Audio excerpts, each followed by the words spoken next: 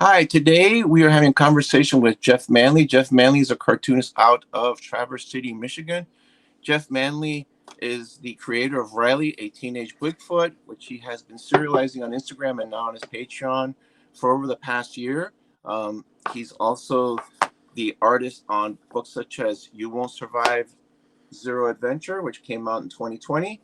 He is also publishing a anthology called Mini.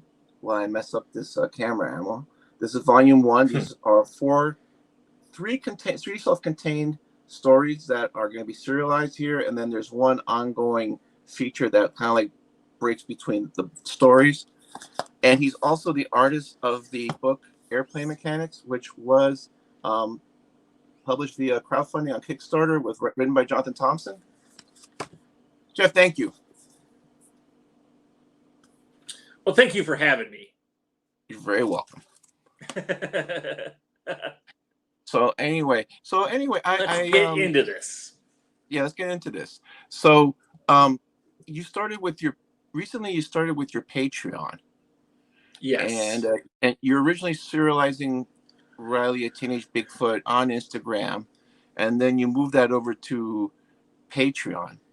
But your setup with the Patreon, with the levels and what you're providing, is a little different than some others. So if you want to talk about it.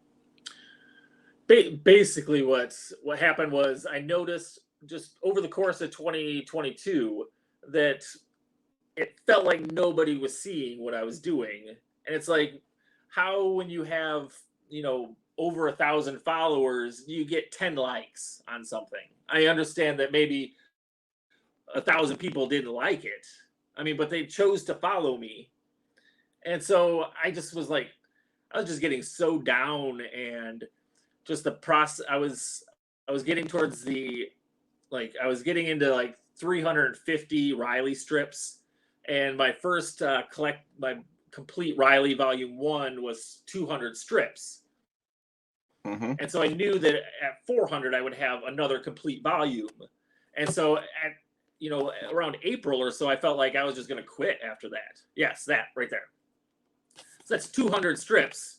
And so, I was getting about 350, and I was just like, I'm going to finish off the 400 and just be done. Like, I don't have it in me.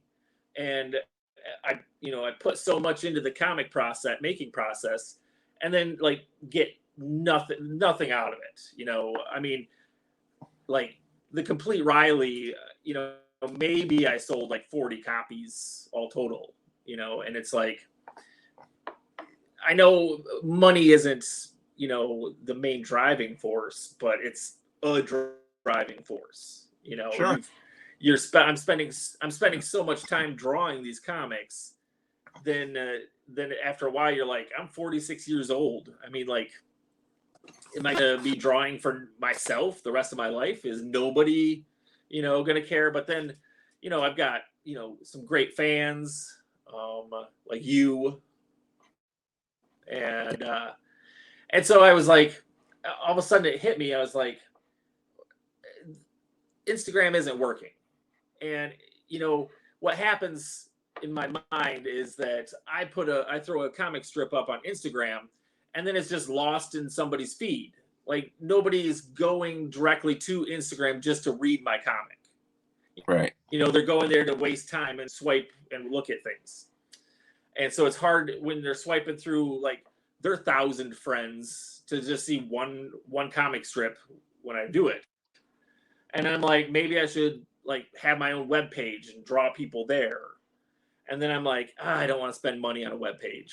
And then I had the thought, like, what if I wonder if I could just put all these comics onto Patreon for free? Like, I don't charge anything for anybody to read the Riley strips, and then give some tiers that will, like behind the scenes.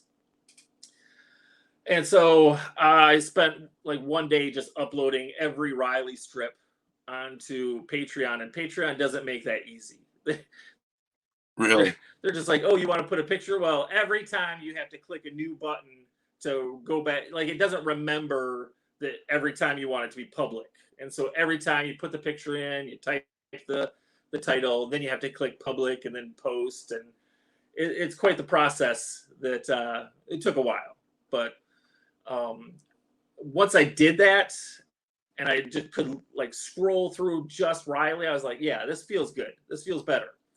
And then I just kind of started drawing and write. I don't write comic strips. I usually I have a piece of paper like this big, broken into 4, and then I just pencil it out, take a picture with my phone, and upload that to my iPad, and ink it. That was a tangent.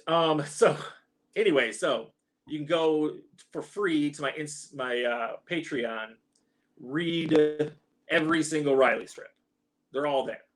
Right. And for people that want to like, they tell you to have like a tipping level, like where it's like somebody doesn't necessarily need a lot of stuff. They just want to like give a little bit.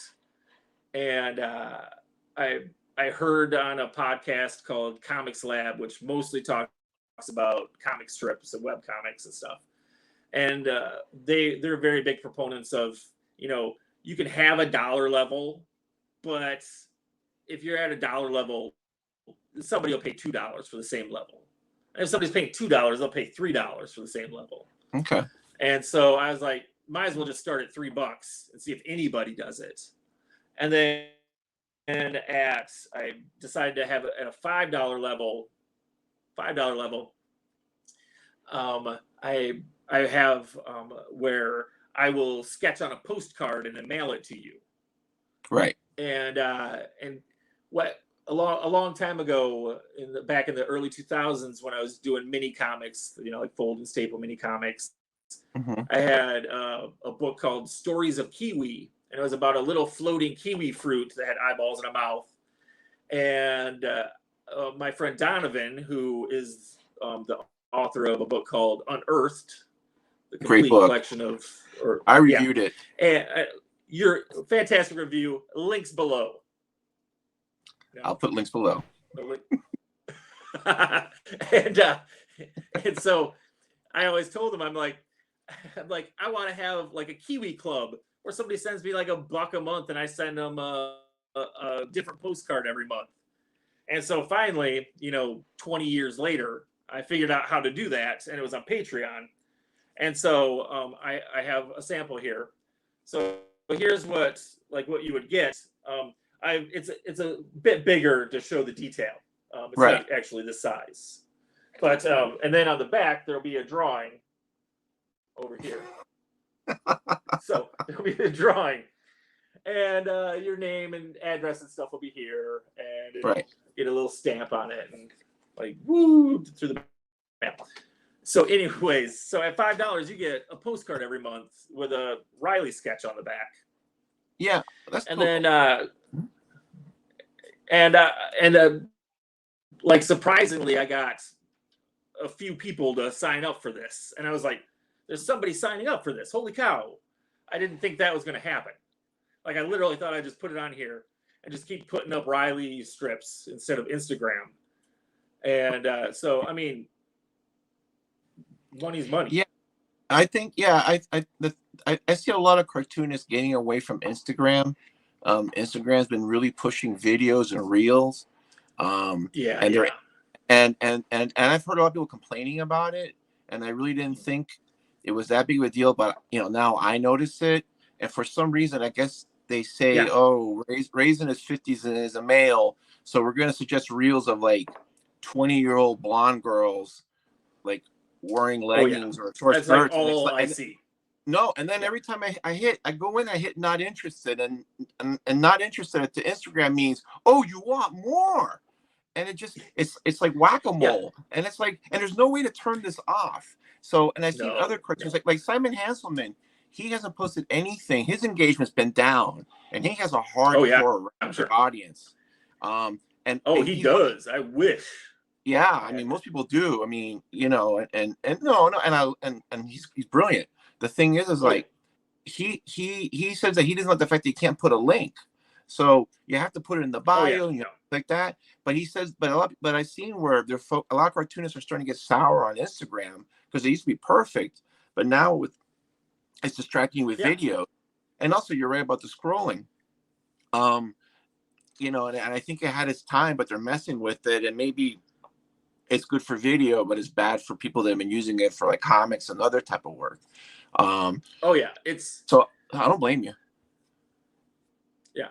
I think most cartoonists' reaction to the reels taking over is now I just have to like take videos of myself drawing or you know um, time lapses of my drawing process.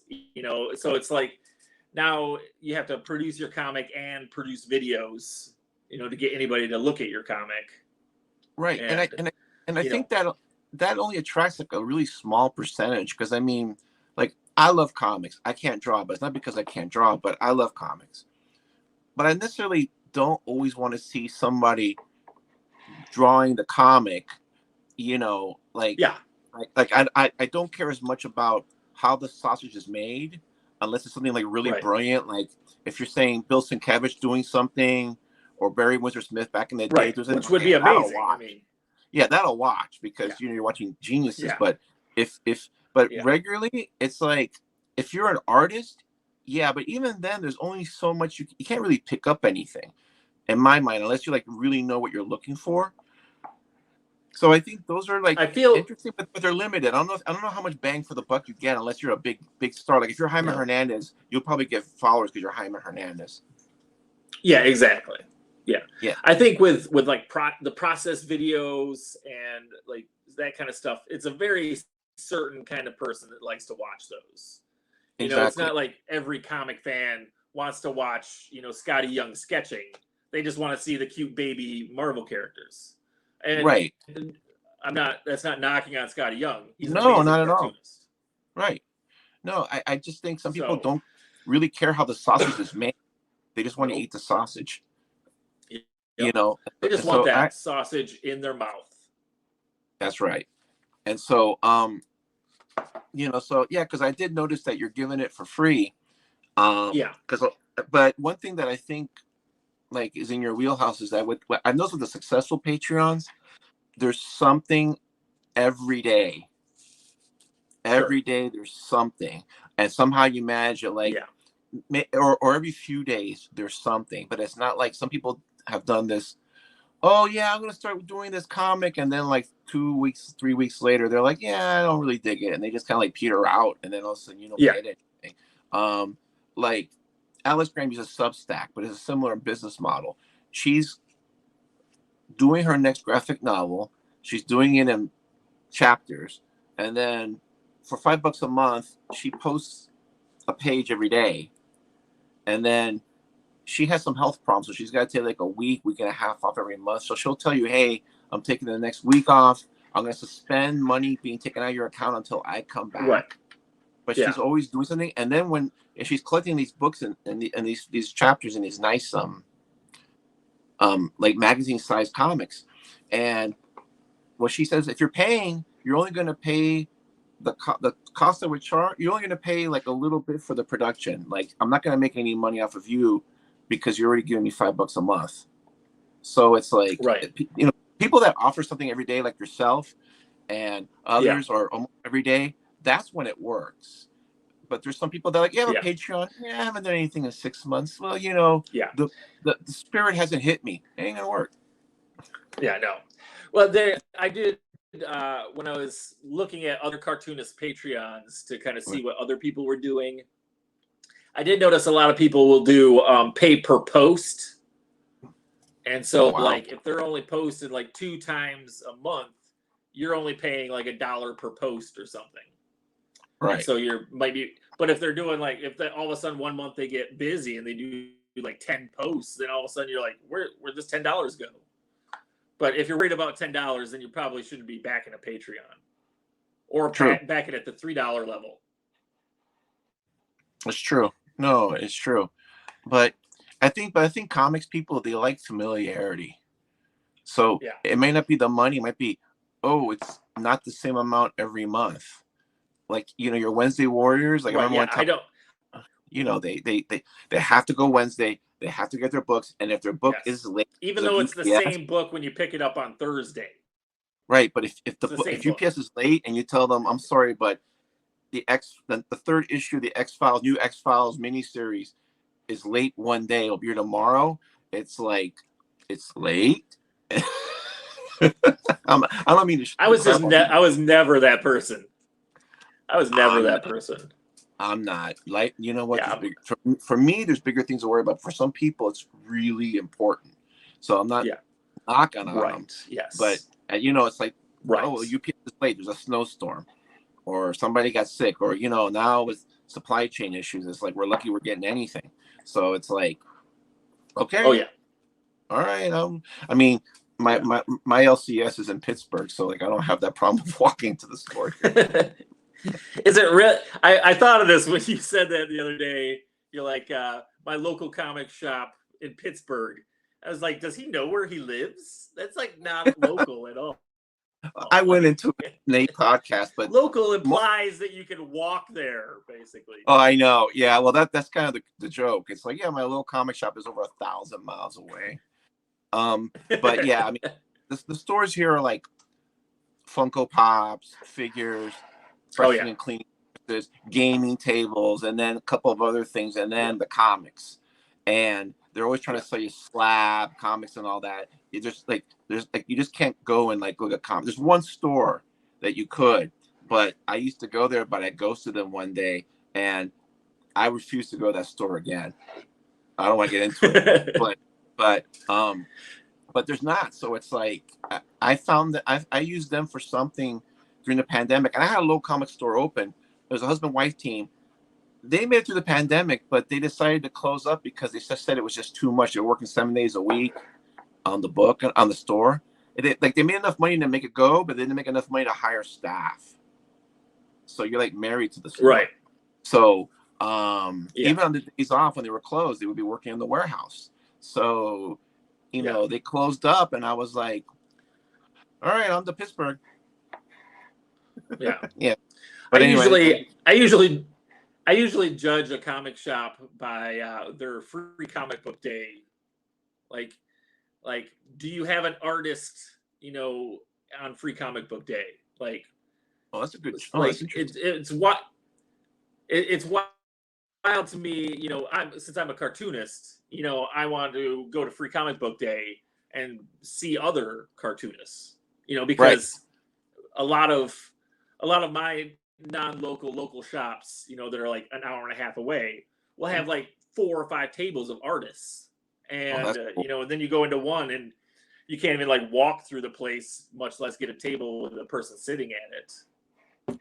Right. Yeah. And so that to me. And then I usually judge by what comics they get for free comic book day. So I'm not that judgy because I don't really read a lot of comics. No, but you know what? You can tell. Like, I go into a store, and the first thing I see is walls of Funko Pops. I'm already like, all right, this is probably not going to be in my store. And I mentioned this before, but like when I go to a store and it has tables, every time I've gone into one of the stores with tables and guys are gaming, like I just walk in, you know, low key, and they'll just like look at you like, like, what are you doing here? And I'm like, dude, it's this comic. Like, are you going to take all the? I'm not they're probably afraid you have good magic cards. Yeah, it's like they're upset somebody's coming into their sanctum, and it's like it's a store or it's trying to sell stuff.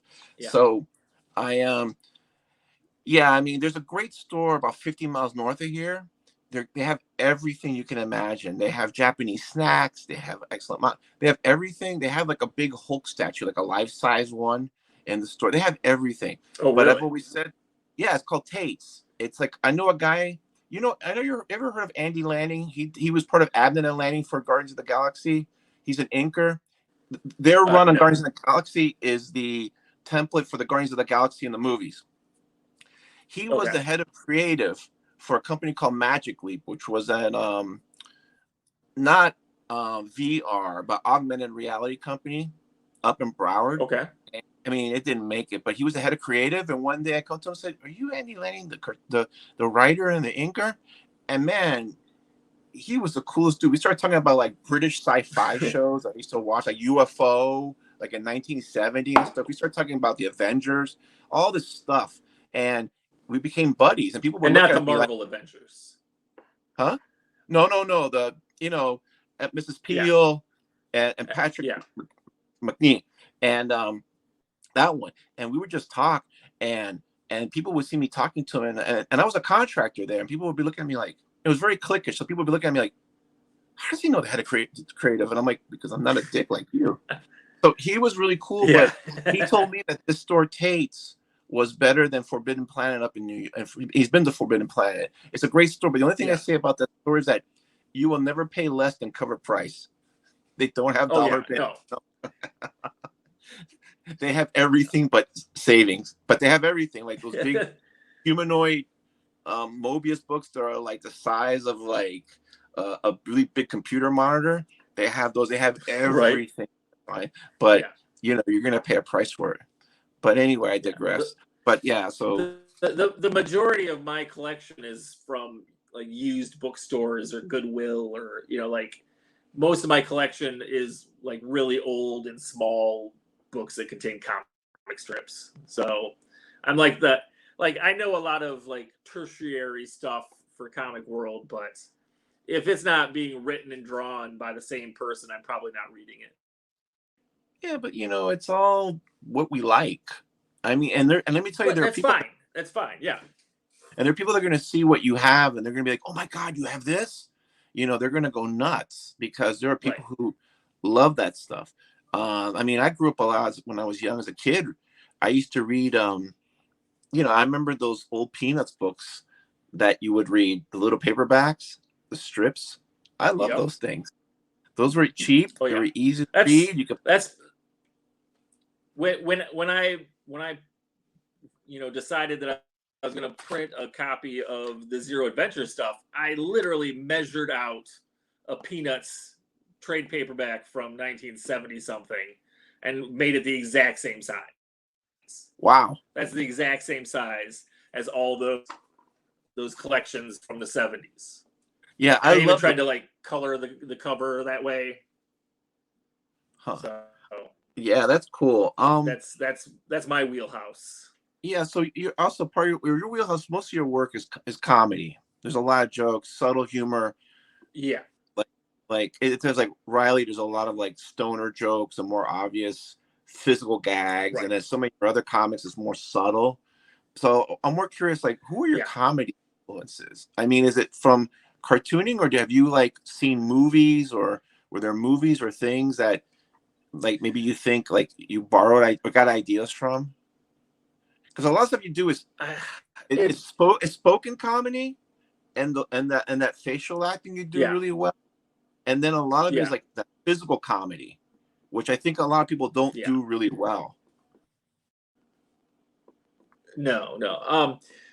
Basically, like probably my favorite movie of all time is Airplane, Okay. and so just straight up, non sequitur, oddball shit. That's what gets me going.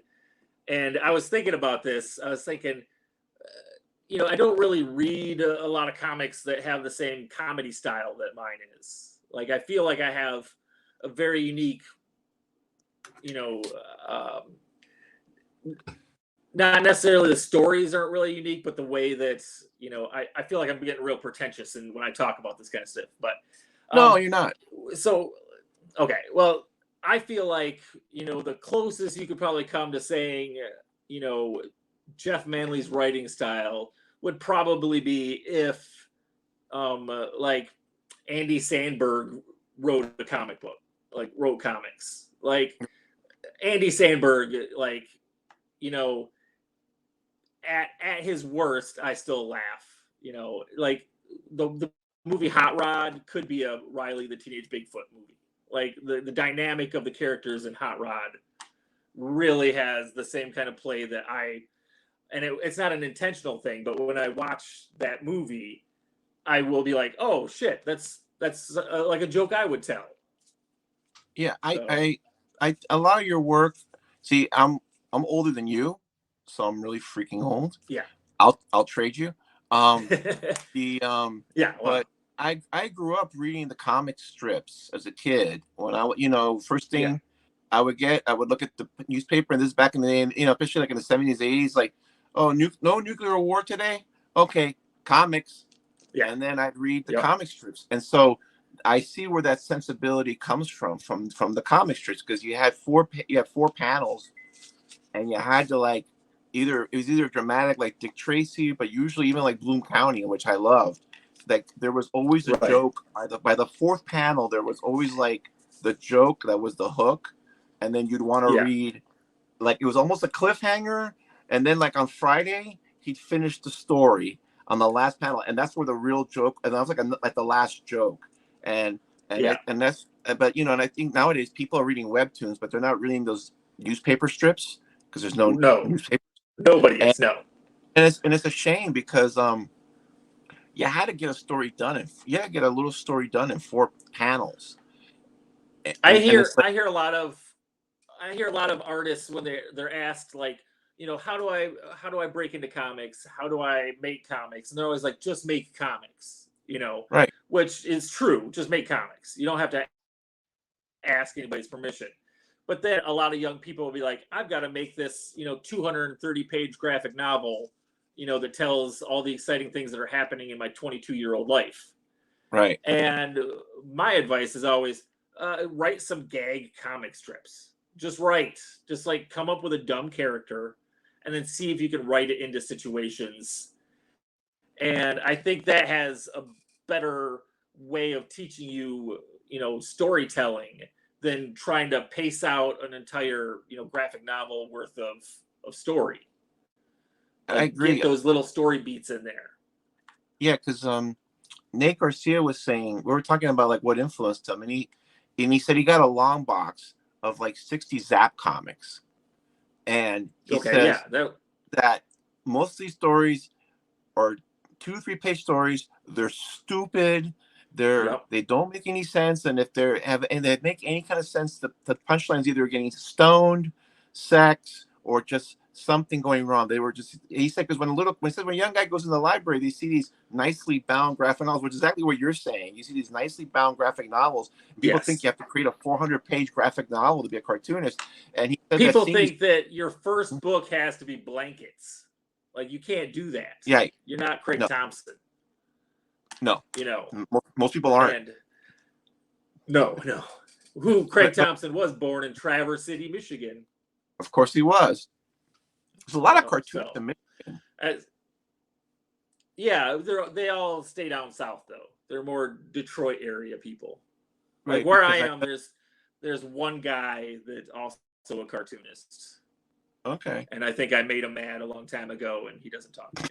So But yeah, but it's the same thing. He said that he realized by seeing these Zap comics, these dumb little 2 or 3 page stories, that you're like, hey, I can do that, and that taught him how to just yeah. start doing it instead of trying to create this grandiose thing. Exactly, and you're making the same point that you don't have to do this whole big bound thing. Just make a little story, and in your case, and Right. if you can get humor, I always think that if you can get comedy, like you're in those like comedic actors or really good dramatic actors, like there's Right. something about doing the comedy. Like the TV show Barry. Okay, and Like did you ever watch the even TV like, show Barry? no, I never seen it. Oh, it's what's his oh man, now Saturday Night Live guy. Anyways, Oh, he was on Saturday Keenan, Night Live. Keenan Thompson, No, Keenan. no, I I can't haven't think of really it watched now. Saturday I Night think Live either. my researcher might be looking it up for me. Oh, okay, good. Nope. At least No. you have a researcher. Yeah, I have a staff of Yeah. me. Yeah. But Bill Hader. Bill Hader. Okay. Yeah, Okay. and he is a fantastic dramatic actor, but he's also hilarious. He's also in the movie Hot Rod with Andy Samberg. Well, like just we finished with Better Call Saul, Bob Odenkirk. Yeah, exactly. He's great in that role, and yeah, I think that, like, if you can do comedy, I think it helps you do other stuff. But if you do other stuff, you really can't do comedy. If that makes any sense. I don't know, because I mean, maybe you're just really good and you can do both. Because like Noah Van right. Sciver, Yeah, I can't think of that many people who go. Like if What? you think of like you don't watch Saturday Night Live, but on Saturday Night Live, if a dramatic actor is the host, they're usually horrible. Yeah, because they have no comedy in them. right. But a comedian is easier to go dramatic, I guess. No, it is. It's Because true. If probably you it's look at, I mean, you look at Robin Williams. He was a comedic genius, but then he oh could yeah, do these really dramatic roles really well. yeah. It's something Like about he was super scary in Insomniac. right. Is that a movie he did or? Mm-hmm. Yeah, With I Al didn't see it. Pacino, directed by the guy who directed the 2 Batman movies. Tim Burton. Christopher Nolan. No, Oh, Christopher I gotta Nolan. see that. Oh, I gotta see Yeah, that. it's about Al Pacino is a detective who can't sleep because he has Oh yeah. insomnia, Okay, and I've heard. he's in Alaska chasing Robin Williams, who's a serial killer. It's really good stuff. Oh no, no, I love Not as Chris. good as Memento, but I love Christopher Nolan. I didn't see the last movie. good. I heard it was so, but I love his stuff. I gave up after like The Dark Knight Returns. I was Well, like, eh, I I like like it's no Dunkirk. Memento. I like Dunkirk. That was good. Actually, my son's a history buff, so we saw it at they had a 70 millimeter showing on that big screen, and then we Okay. saw it with like enhanced sound, which was different aspect ratio on the screen. But when you heard the explosions, it sounded like shells were going boom, boom, boom, boom, boom, boom, boom. Like it sounded like it wasn't boom. It was like in different spots behind you, like it was raining shells. But that's a really good film. A lot of good actors in it. I'll have to But check it out. yeah, it's called Dunkirk. It's just about Harry Styles is in it, and I didn't even know he was in it Oh, after I Harry saw. Styles is in it. No, but you would think, oh, he's a musician, he's this and that. He was in a boy band, Right, but yeah. He's quite good. Apparently, Nolan auditioned him, and then after he said, yeah, I want to bring him on. Somebody told him, oh, he's a singer in a boy band. He's like, really? He had like no clue who Yeah, he couldn't. doesn't seem like the guy who knows who One Direction is. No, but he's a good actor. He actually acted really well in that film, and I was like, oh, he can really act well. But anyway, I digress. The Yeah, I kind of think that there's this thing about people that can do comedy and then they can do this serious stuff. Like Noah Van Right. Sciver can do comedy, but then he could do Right, yeah. really serious long form stories. There's no sight gag or any gag in it. So I always wonder Right. if there's something Yeah. about comedy writing and the timing and trying to get the wording right and the reaction, anticipating how the audience is going to react. When you take all that in, if everything else you do, you think about that. I don't know. I'm just speculating. I'm always surprised when somebody reacts to my comedy. Like I write a strip and then I'm like, this is so obscure or dumb. And then I'll get people like, this is amazing. I think the same thing. And I'm always like, what? Like, this is like the dumbest thing I've ever written. And people like it. That's why a lot of times I like to mix up things where I like try to put some heart and emotion into my strips, just because I'm a very like empath, kind of guy, and I wear my emotions on my sleeves, kind of thing. And so like I'll often have where it'll be like Riley falling down a hill for 4 panels, and then the next one, somebody is saying something heartfelt, and Right. I like playing with the dynamic of keeping like things slightly grounded in reality, because everything can't be weed and falling over all the time. Sure can. No, but you're right. You have to give.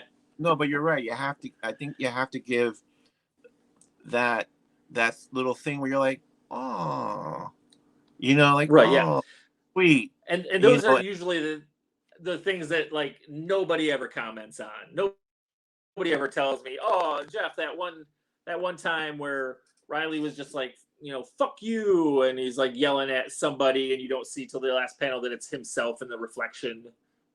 Nobody talks about that. Maybe so in my head I'm like, nobody likes this except for me. Like this part, this serious part.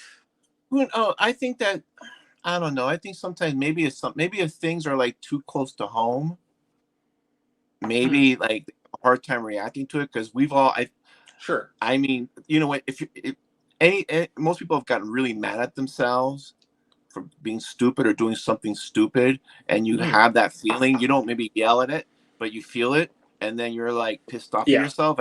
Sometimes if things are like almost too close, it's like I get it, but it's so close. I don't really want to talk about it unless like I'm ready to talk about it. Because maybe I'm free with telling people all this stuff, on a weekly basis, but maybe they're not. Like they don't want to, comment and have somebody go like, oh, that person goes through that same shit, So maybe that's a good way of looking at it. I think so. I just think that people, I mean, everybody's gone through a lot of shit the last 2.5 years, and so yeah. some people don't want to deal with it, and some people have a hard time dealing with it for whatever reasons. And I think sometimes things are like, oh yeah, I seen that, but some things, most people just say, yeah, I know what you're going through, but I really don't want to tell anybody. You're right. I don't want to tell anybody, a really close friend, because you don't want to put on social media. Right. Yeah, I did the same thing last week, and everybody's like, oh, really? Yeah, I never thought of it that way because I just do that. Emotional diarrhea coming out of my mouth all the time. But oh, never mind. I lost my point. I had a point. Okay.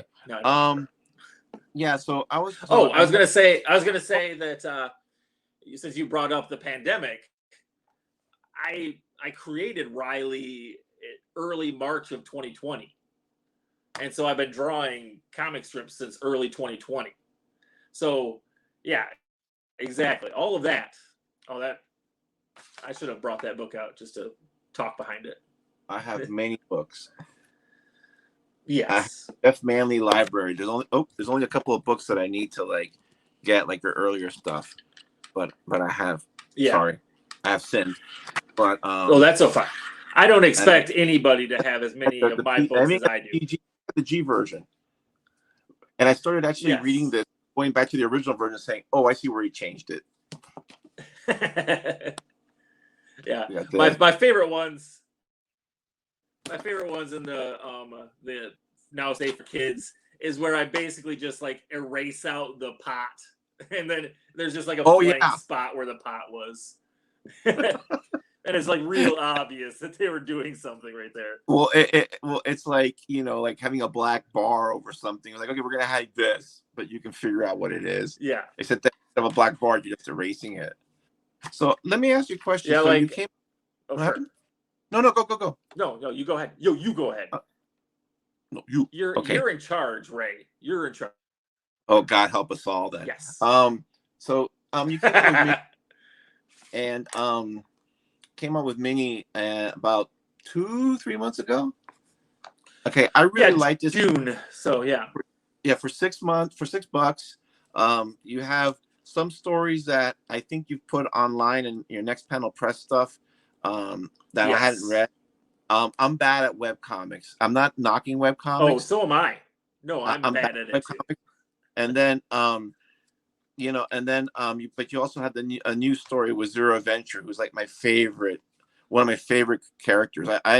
I remember during the pandemic reading this book when I got it, and I was like, I love this book.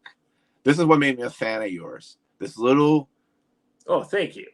This little peanut size, like you said, paperback that you could put back in the day in your back pocket, and it was just 2, 3, 4 panels maybe, and just I just love this, and I thought this is really just fun, great cartooning, and everything is falling apart. We don't know what the hell's gonna happen. We're all stuck at home. No. And there's this book that's just fun and heartfelt and kooky because he's like a little kid and he's kind of wearing a onesie, but then he's like also like an adult. He's got like a ray gun. So like he's part little kid, part adult. And I remember reading at the end, and there's a cliffhanger at the end, and I'm like, but how's it gonna end? I'm like, I don't know if I'm gonna be allowed to see the second part of the story. So I'm glad you're following it up with Minnie, and I think it's smart that this has some content you've already put on the web, because not everybody reads web comics. Yeah. So for a lot of people, it's brand new. For me, it was. And then there's also your Bitey and Little B, which is like your Jeffersons and Maude to the All in Family to your Riley and Bigfoot. And Right. then, Yeah. so I really enjoyed this, and I love this design. I love these colors. I just think it was. So are you gonna? So how often do you think you're gonna be coming out with these? I don't know. I got real distracted by my Patreon, and so I was almost probably, I'm gonna say 55-60% done with the next mini volume, and I thought, do I want to put this out like every 4 months? Like I don't have the audience for 6 books a year or something.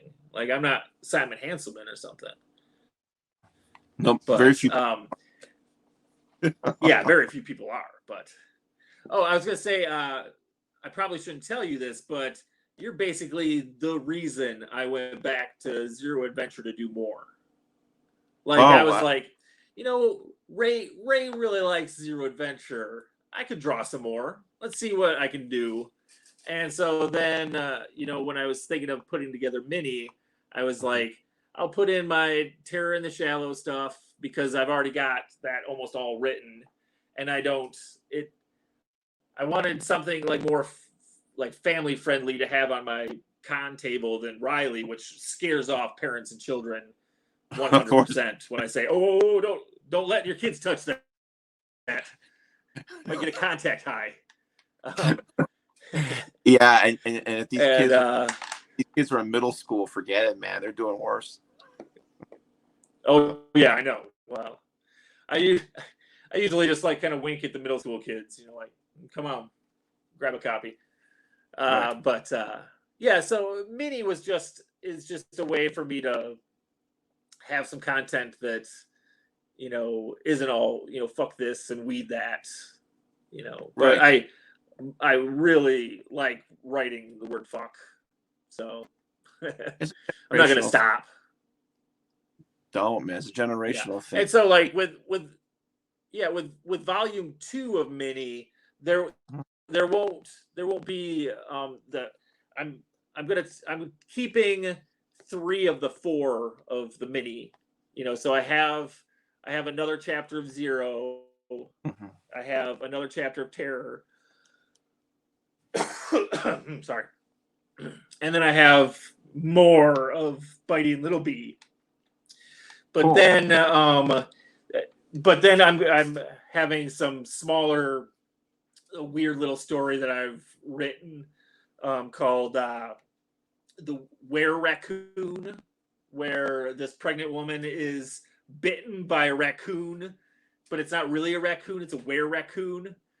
And I came up with the idea at the last con I was at, and my friend who was sitting next to me, Austin, he makes little paper figures that are really cool. But I made a joke to him about a were-coon.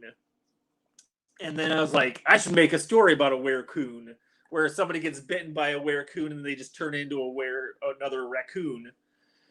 And and it's so dumb. It is so dumb, but it makes me laugh. And then like I drew like 1 page of were-coon, and then I watched HBO has a show called That Damn Michael Che Show, and he had a skit called Were-coon, and it was a different kind of coon. And I was like, oh damn, I can't use were-coon. It's gonna make me sound like I'm like racist. And so I was like, I guess were-raccoon will have to do. Actually, it makes more sense because somebody's gonna hear that title, the original title, and they're not even gonna. They're gonna hear it and they're gonna go nuts. Yeah, exactly. Yeah. And so adding the "ra" is like yeah. And that. But that man, it doesn't roll off the tongue the way were-coon does.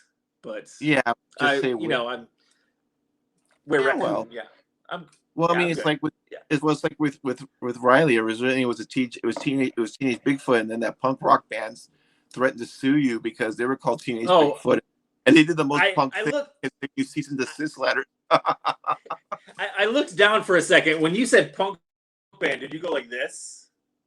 No. Because that's what I think of when I think of anybody that would get litigious about their band name and a comic strip on Instagram. Like I don't see how anybody's gonna like they're gonna go buy a Teenage Bigfoot album, but then they go, oh wait a minute, there's a book, I'll buy that instead. Like it makes no sense.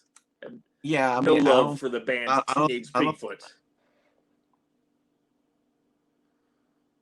I don't think, what was I gonna say? I don't think, like, I mean, I know that Love and Rockets, the band, named themselves after the comic because they didn't like copyright the name, but I don't think Right. like, I don't think, I No. don't think the Hernandez brothers went after them and said, hey, whatever. They were like, okay, fuck, And, nobody's and gonna. 30 years later, does nobody remembers the band Love and Rockets compared to where Love and Rockets the comic is. Exactly. Exactly. So, So. I just thought that was, I mean, I know you've told that story a million times. I just thought that was funny that a punk band is suing you. I mean, Yeah. And it's not even like the Sex Pistols, which have a lot of money in that name and that trademark. It's like some band that won't be around in a year. No. Well, I mean, in their defense, they've been around for like 4 or 5 years, so they might make it. Oh, they actually may.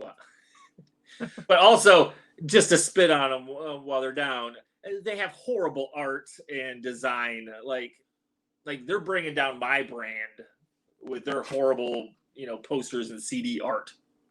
So I'm going to take that stand right here. Well, it's funny because people don't really realize how important design is and how important is like what are we trying to convey, and then having a consistent look. I mean, maybe these guys can't afford much, or maybe they think something's really cool, but it's not going to grab people. Yeah. They think it's cool, and this is why sometimes you have people that have that design sense saying, no, this sucks. And but I, that think I'm done. Oh, I think with design, it's a lot like the old, I don't know art, but I know what I like.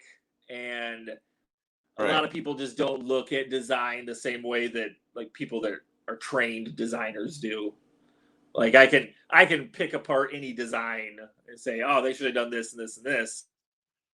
But but I would rather just make good design myself. But those are things like I used to do. My wife and I used to have a side hustle in photography, mostly portrait. And there were little things that I would like learn how to do, just to kind of like post-processing, or like you learn this is how you want to do post, this is how you want to light this, or when you edit this, like I would tell, like one thing that I do a lot is like, especially if everything's bright, I add like a little bit of a black vignette, but just a little bit, and I do like little things here and there. My wife goes, oh, I go, she's like, why are you doing that? I go, because the less things that are distracting you, it forces your eye to like this, so it pops out more. Yeah. But you do it so subtly but those are things that if you're looking for, you'll know. And then when you explain to somebody, they'll say, if you show them before and after, they're like, oh yeah, I see what you're saying. But they don't know. They like you said, they know it when they see it, but they don't know what's like been in the back to like actually get it to that way. And so it's true. They know when they see it, but they don't know. Like you can pick it apart because you know what you're looking at. And some people just have. It's like part of my advice for young cartoonists would also be like watch some YouTube videos about design principles. Like a lot of the older I get and the more I design, the more design influences the way I, interpret my thoughts into comics. Like a lot of times I'll get the idea and then I'll be like, well, how am I going to let that play out? And how can I have an anchor here and this here? And, there's a lot of design principles just in making comics that, a lot of people could benefit from instead of just like talking head syndrome or whatever, where, you can't think of. Well, I think what happens is think of a way to make it interesting. Right. I think what happens is that you have a lot of people that it depends on who your major influence is. Like if you're following guys, like if you're following, like Nate Garcia, one of his main influences is like Dan Klaus. So if you're like studying Dan Okay. Cloud, there's a lot to study there. So Yeah. there's a lot of things that you'll absorb. But if you're like studying, I'm gonna trouble for this, but if you're like studying Rob Liefeld, there's certain things you're gonna get, and Sure. that's it. You're not gonna, and Yeah. there's a Yeah. lot of different things that you're gonna get in Dan that you wouldn't get in Rob. I know Rob made a lot of money, Yeah. so it worked for him. But as far as like design sense and all that, you're kind of limited. Where like Yeah. Dan Clouse could do a superhero book, and he did. He did the Death Ray. But I don't know if like Right. somebody from the Image founders could actually do like a Dan Clouse book. Well, I think with Dan Klaus, he's never really happy with what he does either. No. And so like between Ghost World in 8 Ball and Ghost World to Trade, there's major differences that he's gone through and picked at because he wasn't happy. But And I there's some. think if you picked up Youngblood #1 and then looked at another Youngblood, it's the same. No matter how he's not trying to like improve what he did already because he's like, that's good enough for me. I'm like, I like that, and there's nothing Yeah. wrong with doing that, but some No. people are just pushed to keep making the same thing better. Yeah. I mean, And I think when you really care, you can almost care too much about the art, where you just want to yeah, keep working at it and working at it, and you see these flaws, and you want to change this, and you want to change that. Um, and at some point, you have to learn to say, I think it's pretty good. I'm not going to spend any more time on it, and you just have to let it go, and say, okay. I I've heard the saying, um, being an artist is to know when to stop working on it. Like that's like once Yeah, like you're a real true artist when you can like look at it and go done. Because some people just don't have that ability. They're just like, oh well, I'm going to erase this face and redraw it. I'm going to erase this hand and redraw it. yeah. I And think most of the time in Riley, I'm just like flying by the seat of my pants, where I'm just like, you know, well, it's kind of it's a little wonky. Maybe I could do that better, but in the whole, somebody will look at this for like 30 seconds. Like, yeah, yeah. Well, I think with how Riley, much time there's am I going to spend? right. I think with Riley, there's that immediacy. Like you're reading Yeah. something, and you're right. It's fast, but you're reading something. But there's certain like, I mean, do you feel like when you're creating at that speed that you're creating? I mean, you're creating different, or your thoughts are different. Like you're coming out with a different book because you're not sitting there evaluating this choice and how does this fit into the next one, or you just have like a general idea and you're like, Oh yeah. I'm go. Yep. Yeah. Is Like that like I literally had the idea for Raccoon, and then like a week later, I had 5 pages. It's like I'm not. I part of my mental state is like I don't want to have a project sitting long in front of me, and that's one thing that comic strips help me do is like in an hour and a half I can have a whole strip done, whereas a comic page like a Terror in the Shallows page can take me like 2-3 hours, and that's just like I could have had 3 comic strips done, and do so like you? I know my that my drive is a very fast. that's where you prefer to create. Yeah. That's fine. Yeah, No, it's exactly. just I'm always interested in like because there's no one way of doing it. It's the way that Oh works no. best for you. But a lot of people Yeah. sometimes get caught like, oh, so and so does it this way, so I have to do it this way. And it's like, well, maybe so and so's had Yeah. like 10 years of experience and they've Right. been Yeah. doing it, and you've had like 3. So you're not at the level to do that yet. You have to kind of like walk before you can run. And Yeah. do you? I know that you ink on the iPad, so do you think that helped with your speed? Like instead of having to sit there and ink a Oh physical page? yeah. Yeah. And also, I'm getting to the age now where it's getting hard to ink on paper. Like my eyes just don't like it. Like I literally have to like hold it like this, and like if I'm doing like a sketch in a book or something, I just can't. I can't see the way I used to. Right. And my optometrist is like, you work on a computer a lot. Maybe you'd want bifocals, you know. And I'm like, I guess whatever. I'll just Yeah. My adapt. But optometrist. the speed of the inking, it just, you know, if you look at like just the Zero Adventure book, that's all traditional. Like that's a pen, you know. That's, you know, all the pages were penciled and then inked with pen, and it. I don't think it made it look better. You know, I mean, it doesn't seem to have a different look than the rest of my work. But Right. also on the Zero part, we were talking about comic strips. I wrote all of the Zero Adventure in a comic strip format of 6 days a week, and then one Sunday page. So you can't really tell in the collected version, but Right. when it was being serialized on a website called Process Party, or no, that's the name of the podcast. No, maybe it was Anyways, it was on a website at one point, and it would be 6 black and white 4-panel comic strips, and then one full color Sunday comic strip. Okay. And so I was setting it up exactly like a newspaper comic strip. And then when I collected it into the peanut size trade, then I had to like chop it apart, just like they did with the Peanuts and BC and all that stuff back in the 70s. Right. Okay. So Yeah. I inceptioned myself real hard on that one. I went way deeper than anybody ever thought about besides me with that one. Yeah, but you know, there's like a lot of things that we do that I don't know if people sometimes it's not obvious, but like in the back of your head, it just kind of makes sense.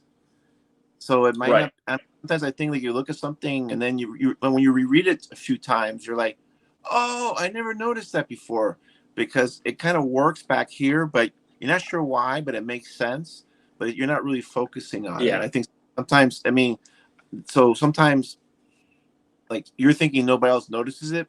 Maybe they notice it, but they don't like Yeah. almost consciously notice it. I'm not trying to get all metaphysical Right. here, but I think sometimes there's some books that Sure. just for some reason work. Like if you're like seeing like an Al Columbia page, there's Right. I mean they're well drawn, they're hard, but there's something about those books that like freak me out back here.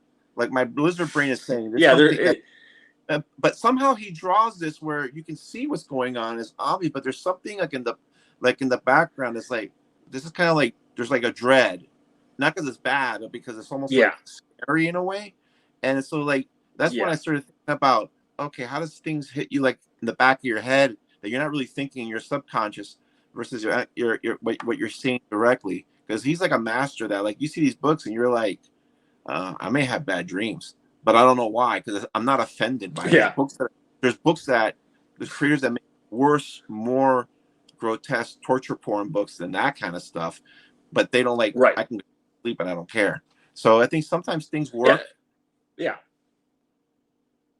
That's just me. But I'm all I am is a reader. I'm not like an. Yeah. No. Yeah. I think one of the things that readers don't think about with creators is like I've read every single Riley strip probably 25 times, like if not more. Like every single strip is like just burned into my brain. Right. I could like if I went through and like tried to point out all the jokes or all the things that I read into it because I created it. I've read these things so many times, and so like you might read it once and then miss what one of the things I was trying to say, but I've read it so many times that it stands out to me like a sore thumb. And one of the strips in Riley that I think about people not like when I drew it, I was like nobody's gonna get this, and it's where in the beginning of the book, Riley is basically has a friends with benefits with a tree.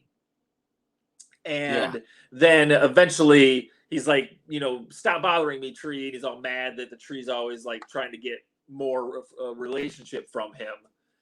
And at one point, a beaver, takes the top of the tree and it's just a stump left. And he gets sad that the stump's, the stump is all that's left of Becky the tree. And so he's sitting there and talking, talking to the spirit of Becky. And then at the end, you see him stand up, and the tree stump has a big sharp point. So he was sitting on this like big sharp point that whole time, like straight up his asshole, because that's the only place that point could go. Right. And it made me laugh, and I hid it inside of like him being very serious and contemplative. But he stands up, and there's just this big point that was sticking up his ass the whole time. So those guys do work. So check out my Patreon. Yeah, please check out Jeff's Patreon. So okay, so But the anyways, Patreon yeah, most of the time for humor like that. Yeah, but it. I mean, there are some sight gags that are just like really hilarious, or some ongoing stories that are just like, I can see two stoners doing this, and then the relationship that he has with his girlfriend, on-off girlfriend. That's I've seen those. It's like, and I've like, yeah, I've kind of been in that situation. Like back in the day when I was young and single, and I was like, oh yeah, I get it. It's comedic, but yeah, I get that point. So I think that there's something for everybody, and it seems for you just to be like a great thing to do. But you're gonna finish at issue 400. 400? No, I'm gonna. The Patreon has gotten me like jazzed to do more. Like I was burnt out. I wasn't liking what I was writing, and once I started putting it on Patreon, all of a sudden I just started writing stuff, and I was like, I like where this is going, and so I'm just like, why would I stop doing this writing this creation that I made? That's probably one of my favorite things I've ever drawn. Why would I stop doing that? And I think I was just getting like super down on myself. It's hard because you create things in a vacuum, and it's not like everybody's beating down your door to throw praise and accolades at you, and it gets lonely. But I've mostly said my entire cartoonist career that I'm drawing because I have to draw. It's like an addiction. Like when I'm not, if I was smoking a cigarette and I put it out, I'd still want to smoke another cigarette. That's the way drawing is. I draw a comic strip. I'm done with it. I want to start the next one. So I'm not necessarily doing this to entertain other people. I'm doing it because this is just how my brain works. My brain is like, get this on paper. Like tell this, silly ass story, or make this dumb joke. I think a lot of people that start off with that, I think if you've been doing it a long time and then there's like a lot of money, all of a sudden you have that pressure of, I have to create. Like back in the day, if you're like Charles Schultz, like you have that empire, like you almost have to create because there's so many people making money, including yourself. I mean, like sometimes you'll wonder, it's like, oh, the publisher asking when the new book's coming out. I gotta go on. Hey, they want me to go to San Diego. They want me to do this. It's sort of like like use a weird analogy, like pro wrestling. Like, the term jobbers thrown around, but jobbers are guys that lose to the stars to make the stars look good. But when you're a star, you have to press. You have to do interviews. You got to do podcasts. You got to do Make-A-Wish. Engage. You got to travel more. So all of a sudden, it's not just, hey, I like pro wrestling and I really love the art and the craft and I'm getting paid for it. It's like, oh, I got all these other people that I got to make happy. But when you're like just doing your job, it's like I'm proud of what I'm doing, and it's not always about I don't have that pressure of like, I have the pressure of making the match look good, but it's just I gotta do my job. I don't have to do all this extra stuff. And so I think with it comes that price, like, hey, we're gonna go to San Diego, and you're thinking, hey man, I don't want to go to San Diego, man. It's like just like COVID, man. But then you have to go. Yeah. I look at it like one of my favorite cartoonists is Kate Beaton, who did Hark a Vagrant, which is a comic strip. And it's mostly history gags, if you've never read Hark a Vagrant. as the further she got into doing Hark a Vagrant, the more popular it got, then the less the comic strip came out. And it's like, there's a push to create, and then there's the pull from everyone else saying, oh, you should do a children's book, and then she has to take off a year to do a children's book, and then Right. we sold your children's book idea to Apple TV, and now I've got to work on a animated series for Princess and the Pony, and Right. and it's like, I'm not trying to be down or anything, but I wouldn't know how to handle success. I wouldn't know how to be a successful cartoonist. Like, I know how to be where I am now, and I know how to make the comics I like to make. But I couldn't imagine the shit that you get thrown at you when everyone wants a piece of you. Like, I wouldn't know what to do with it. No, that happens in all the arts. I mean, yeah, why it's hard for like bands that get, let's say, performers, like in music, they get to a certain level, they get noticed, then they come out with that album and they're on the map. Then there's all that pressure because, next tour is going to be a stadium tour, and you're not in a club with a couple thousand people. Now you're like 70,000 people, and you have to perform for 70,000 people, and everybody's making money off of you. So you have that pressure. Yeah, and they're like, making more money than you are. Right, and they're thinking, what's really in trend is doing this kind of thing. Maybe you should throw these kind of elements in the next album. And they try, and you're like, no, I'm not going to do that. Like Jewel putting out a dance album. Right, or like when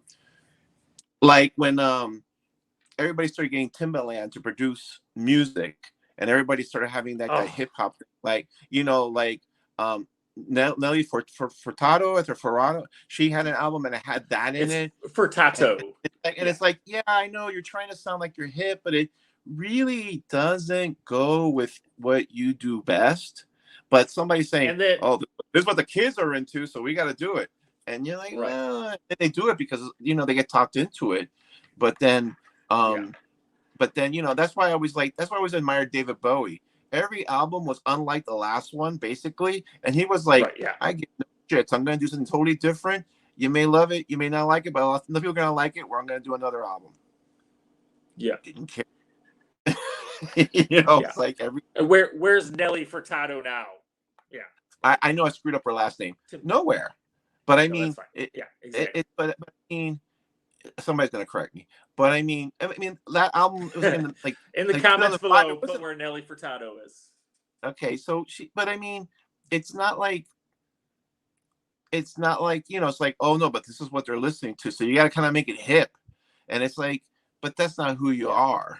And some people, they can't handle success. That's why you see a lot of these people that get famous all of a sudden start getting into drugs, start doing really crazy shit, because that's why you start out on drugs when you're poor. Well, I mean, it's like you just have so many cases of people that they start gaining fame, and then they just can't do the thing that brought them to fame. They got to do all this other stuff, and they still got to do the thing that brought them fame. So I mean, very few comics guys are like that. But I mean, there's still, if you're dealing with a publisher, if you're dealing with an agent or something, you still have those pressures. It's not like, I mean, it may not be as big as like Neil Gaiman does, but you still have that pressure. This is why I think a lot of people, this is why I think you still have somebody relying on your work for their income that isn't you, and that's going to be pressure. Right. I think this is why a lot of people like to self-publish, and they're just like, nah, I'm going to self-publish besides being more profitable. They're just self-publishing because they can. Like I got a copy of the Cancor book. I did a review. Yeah. I still don't know what that book is about. But that book is so. That's one of those books where everyone is like, "This book's amazing," and and I'm always like, "Yeah, if I ever see it, I'll buy it." But but the book is so well made. I mean, it's like you can self-publish now and come out not with stuff that looks like like you print it, you copy it. I mean, this is a nice, really well-made book, and I'm like, Nate Garcia, his Muscle Horse was really nicely made, it's a magazine style comic, and it's like I think a lot of these guys are going to start self-publishing more because they can really do what they want to do, make more money, and now you have the technologies there where you Right. can print things to make them look like bona fide magazines and books. I mean, Matthew also doesn't know Yeah. I exist. And No, I was oh just yeah, gonna say if you and tease me, with self-publishing, Mhm. I'll cut. also Matt Allison, follow me too. You know, if you're gonna follow Ray, follow me also. But with like self-publishing, you it doesn't mean you can't go to a publisher at some point with that Right, same book. I mean, right. you can self-publish whatever you want, and somebody could see that from like Image or Fantagraphics and say, "Hey, we want to put this out. It's a great book." Yeah, that happened with Alex You know, Brand and with there's nothing. Yeah, with King Cat City or whatever. What was well that? that Was that the Doc different person? Graham, she self-published that thing, and then Fantagraphics picked it up. Yeah, They made a nicer hardcover, but that's it. yeah, yeah, yeah. So I mean, you can make as good of a book as Fantagraphics. It just doesn't have the name Fantagraphics on it. And you could put the name Fantagraphics on it. I mean, you're self-publishing. I mean, what are they gonna? How are they gonna find out until like you're on their radar if they find out? So what Jeff Manley is saying is, put the Fantagraphics logo on your book when you self-publish. What's Gary gonna do? What's Gary? Gary's never gonna know who I am, so he won't know. But I was just thinking, what Gary gonna do, and it's like there's like 10 different answers for that one. Oh no, I think no, I like what's he gonna Gary do? Gronk. Not publish my books? Right, He's not gonna publish my books now. He's already not doing that. right. But that's No, I agree. mostly out of my fear of rejection. Not Well, sending anything to him. you know, you just never know. You just never know with these guys. Like, I know someone, and they actually showed me the email. Somebody from Fantagraphics actually reached out to them, and they're like, "Hey, would you ever consider like, like maybe selling us a book in the future?" And they were like, how the hell did they know who I was? It was this funny conversation. It was more like, it wasn't like, oh, I'm so great. It was like, how? Like the whole conversation was like, how? Like Yeah. like you never know. It's really strange. They may ignore you, and then one day you're like, oh, we know who you are, and you're like, how do you know? I think Yeah, well, yeah. No, I'm done. oh, I was gonna say the next time I come on your show, I'll let you know what Gary said to me in email. I'll just read verbatim, you know. Every time to shut up. I always think about that Jim Steranko story he told in Cartoonist Kayfabe. I don't know if you ever saw that. That's one of the funniest. I did. That was one of the funniest. I like how casual Gary is. Yeah, but he just acts like, hey, this is my life. No big deal.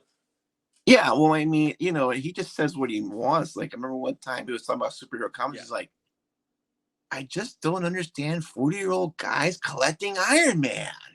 And he was there, I'm like laughing because it's like, yeah, he's got a point. Or if you that Steranko story, I mean, rolling. I had to stop. I had to put it on pause because I was laughing so hard. Because people think that. I mean, nothing against him, but people think, oh, he's a god, and it's like, yeah, man, he's a human being too. And then he went on some other podcasts. Well, I don't know. I've seen him at a con walking around with his handlers, and I don't know if he's human. I don't know. He might not be. He might be one of those reveals in Men in Black where they're like, oh, this guy's also an alien, and you're like, yeah, I can see that happening. I can see that being the thing. That's Jim Steranko is one of the Men in Black aliens. I'm sure of it. Yeah. His face panel opens up, and there's a little guy sitting there. Yeah. Maybe. Maybe he is, but I digress. So we've been on for about an hour and 15 minutes. I'm not sure if it feels like 5 minutes, Ray. Oh, Feels that's like because 5 minutes. You are a pleasure to talk to. I think uh, any respecting cartoonist the man. worth their weight should be talking to this guy right here. I mean, that guy. Oh, my finger's pointing the wrong way. That guy Me. right there. Yeah, talk to that guy. Yeah. No, but I really care about this, and like I said, I don't like doing this if I'm clueless. Like, I mean, I told you, I mean, I've read all your work. I listened to a bunch of interviews because I didn't want to sit there and say, so Yeah. Jeff, what was your first comic book? How did you get into comics? It's like he already told us, man, a couple of interviews. Like let's talk about something else. That's just Yeah. my whole Well, deal. technically, Like, I think my first comic book was issue number 2 of Indiana Jones and the Raiders of the Lost Ark Marvel adaptation. I never right? had 1 or 3. I just had number Did you 2. ever figure out who did the art and stuff? Did you ever look that up? No, I never did. Yeah, that was. I guess I have told that story before, haven't I? No, no, no. You mentioned it Because once. people asked me that question. No, you mentioned it once, but you said really was like your dad was really into the newspapers, so that's how you Yeah. got into the strips, and then you started just Yeah. reading all the strips, and then you started just drawing because you saw the strips. That influenced you, and that made so. When I heard Yeah, that, I I'm was like, already drawing, but it wasn't. There wasn't like humor purpose. Like that's like once I started reading comic strips when I was very young, my main goal was to make people laugh. You know, I, nothing wrong. I remember my growing up, my mom was a bus driver, and one time I went on a field trip, and my mom wasn't driving the bus, but I was sitting with one of my friends, and he was like, "Let's draw naked people," and we were probably like 12 or whatever, and so he drew the naked people, and then he's like, "Jeff, can you draw the feet? I can't draw feet." I'm like, "Sure, I'll draw the feet." And so I gave him some big ass Beetle Bailey feet, that are like very cartoony, and then we just laughed and laughed, and that day at the table, my mom goes, "Hey Jeff, on that bus trip you took today, the bus driver found some naked people drawings. And do you know anything about that?" I was like, I didn't draw any naked people because I didn't. I only drew their feet. But it was funny. Everyone laughed and passed around the giant feeted naked people. Oh So, boy, oh that's so I've been hilarious. I've been trying to draw things that make people laugh my entire life. No, but that's good. I mean, especially now. Like now, the comics Yeah. I want to read something. It can be serious, but I want something that's fun. Um, like I don't want to read Yeah. post-apocalyptic stories anymore because we're kind of like living in a post-apocalyptic present. So it's like Yes. I Yes, don't want we to are. like that formula is done, and so I want to read something that might be weird, Yeah. but at least it's entertaining and fun. It's like I want to be entertained. I want to be taken out Yeah. of the reality And and watch it and then read something in and escape. in this time frame that we're living in now, Ray, you could read Persepolis and be like, "Oh, yay, a cheery book." That's I what we're read living in that. now. We're beyond. Yes, and you're Yeah. probably like, "Yay, this was a lot happier than I thought." No, I read that book actually, and you're right. And my wife had a friend who actually her and her mom left Iran. Before things got really before the when the Oh, shop they left early on because and then when she like she wanted to go back and visit her family, her mom was like, okay, well let me tell you, you can't do this, you can't do that, you can't do this, you can't do this. She's very modern, really beautiful, beautiful woman. And she's like, you can't do this, you can't do that, blah, blah, blah, blah, blah, blah. She's like, yeah, I don't think I'm going to go. She had to like talk to her and say, this is the reason, because they left when she was little. And she was like, okay, this is the reason why we left. But yeah, yeah, I agree. So like, I want to read stuff that's fun nowadays. I mean, I can read serious stuff, but I want to read yes, something fun and make me laugh or just like just an observation of humanity, something interesting. um I don't need to read anymore. Oh, in the future there's water shortages. Like, okay, hello man, there's like water shortages now. Like, why do I want to read this in a comic? Why am I going to exactly. read this? See this for free on the web? So I think a lot of publishers have been so stuck in that cycle. Kevin Costner lied to us. Well, when it was raining in Miami, I live in Miami. When it was raining in Miami and there was all that flooding in downtown, I put a picture of Kevin Costner on Waterworld and I said people driving in downtown Miami. Because the thing is, they overbuilt there. Yeah. And right next to the water. So now when it rains, like even a few inches, everything is flooded because the water has nowhere to go. And I mean, every square inch is concrete. So it's like, and like there's nowhere to go. So when people, so when it rains a lot in Miami, like they always go to downtown in Brickell. This is an area next to downtown called Brickell Square because you're guaranteed flooding. And it's like, I don't want to. So that's where the news crews go when it's raining. Oh yeah, and then they make it sound like the whole city's in the water. And I live out, 15 miles west, and I'm like, I ain't got nothing. Yeah, I'm gonna go to the store. People are in paddle boats in downtown, but I'm gonna drive over to the store. I'm good. But it's like I said, people see stuff that's fun, and that's my opinion. And I think publishers are still stuck in this grim and gritty, serious boss like that. And it's like, I think people want to like have fun, or if it's a drama, they want to see something that's really well done and entertaining, but they don't want to see like, they don't want to see like grim and gritty. I think that's, but even for superheroes, that's like the formula. Gotta make a grim and gritty. Not anymore, but that's just my opinion, but so that's why I like your books a lot, because we're not pondering. I am not grim and gritty. Questions, but we're having fun. Yeah. Well, I think that's a good place to end. Yeah, and I'll talk less next time. No, you talk to the perfect amount. You're a very gracious host. Yeah, I'm trying. I mean, this is like the second time I've done this, so like I have like no experience, and obviously you can tell by the fancy studios I have that I spare no expense. But I really don't care. Yeah, I mean, there's better than mine. There's a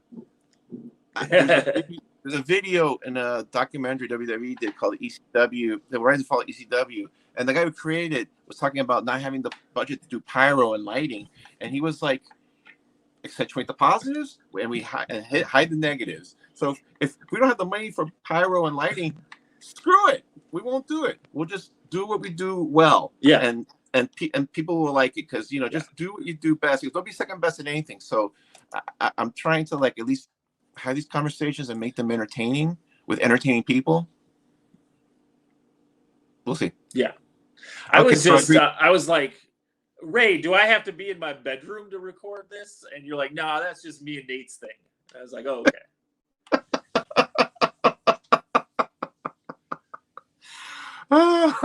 Hosts are not supposed to laugh, I think, this hard.